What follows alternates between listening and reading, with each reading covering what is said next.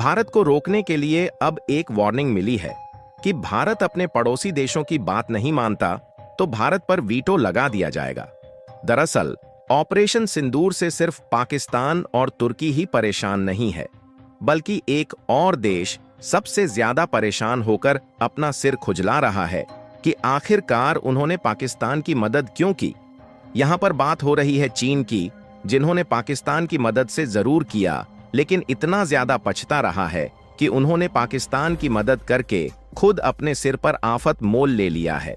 लेकिन अब यह पछताने लायक भी नहीं बचा है, क्योंकि भारत के हाथ उनकी वह दुखती नस लगी जिसको अगर भारत कसकर दबा दिए तो चिल्लाते चिल्लाते चीन की जान भी निकल सकती है। दरअसल ऑपरेशन सिंदूर के समय भारत के हाथ चीन का हवाई ब्रह्मास्त्र PL-15 मिसाइल लग चुकी है, जिसे पाकिस्तान के फाइटर जेट JF-17 से भारत के फाइटर जेट सुखोई को मार गिराने के लिए फायर की गई थी। लेकिन भारत के सुखोई ने जैमर का इस्तेमाल करते हुए इस मिसाइल को आधे रास्ते में ही निष्क्रिय कर दिया, जिससे यह फटने के बजाय जैसे कि तैसे भारत की जमीन पर गिर गई। और भारत इस मिसाइल की सच्चाई सामने लाकर चीन की धोती खोल रहा है, तो चीन भारत को धमकी दे रहा है कि अगर भारत ये मिसाइल उन्हें वापस नहीं करता तो वह भारत पर वीटो लगा देंगे।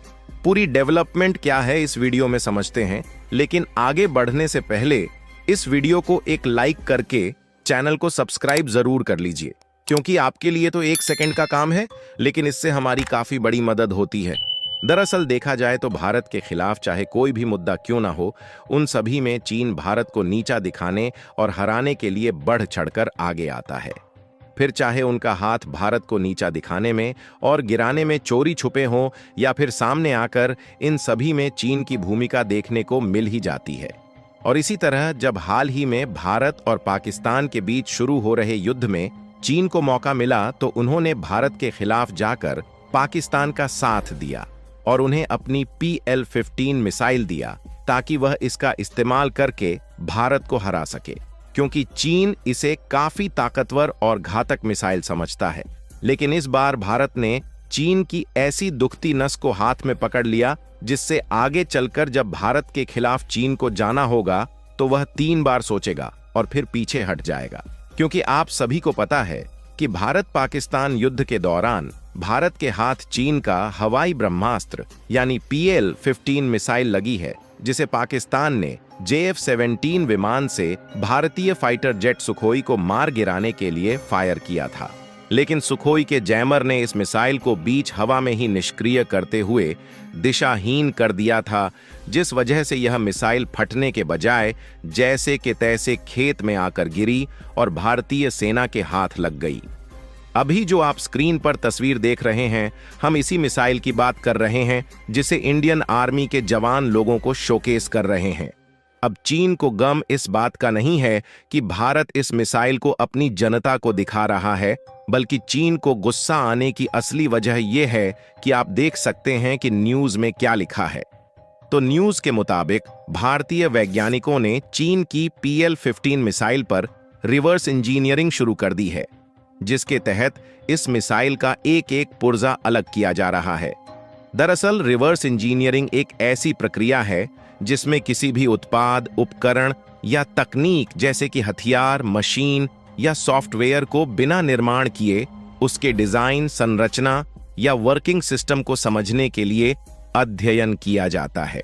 इसमें किसी वस्तु या प्रोडक्ट को तोड़कर या डीकंपाइल करके उसके आंतरिक ढांचे, सामग्री या तकनीकी विशेषताओं का अध्ययन किया जाता है, ताकि उसे दोहराया जा सके, सुधारा जा सके या नई तकनीक विकसित की जा सके, या फिर उससे भी बेहतर प्रोडक्ट बनाया जा सके।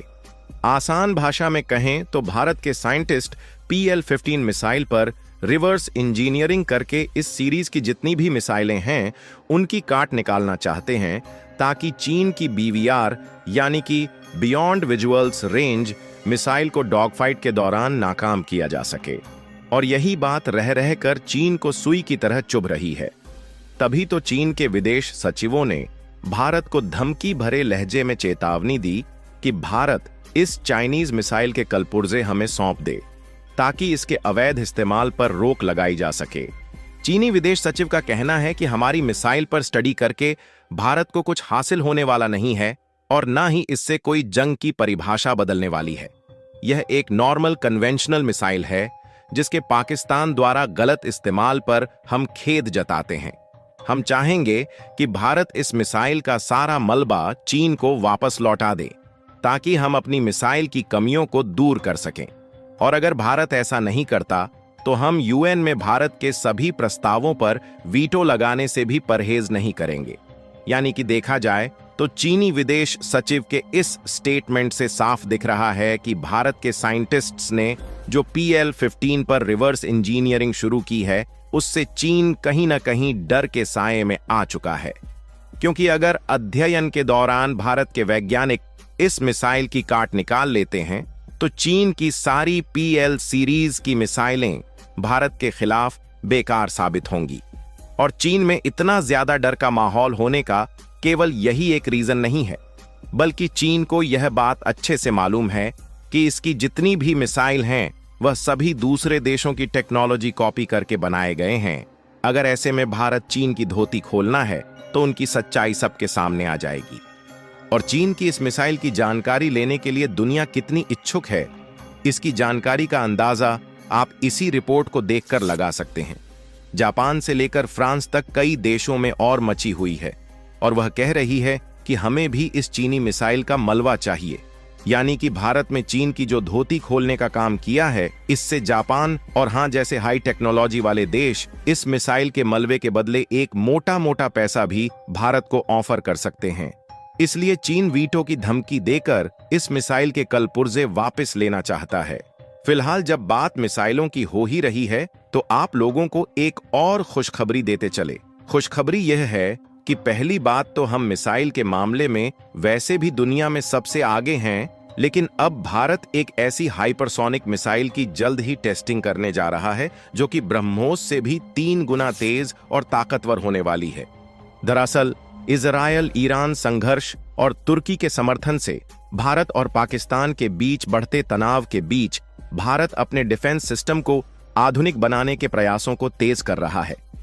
जहां ब्रह्मोस, अग्नि 5 और आकाश मिसाइलों जैसी उन्नतियों के आधार पर defence research and development organisation DRDO अब प्रोजेक्ट विष्णु के तहत अगली पीढ़ी की क्रूज मिसाइल का परीक्षण करने की तैयारी कर रहा है, जिसकी स्पीड 8 मैक यानी कि 11,000 किलोमीटर प्रति घंटा रहने वाली है, जो कि ब्रह्मोस से 3 गुना है।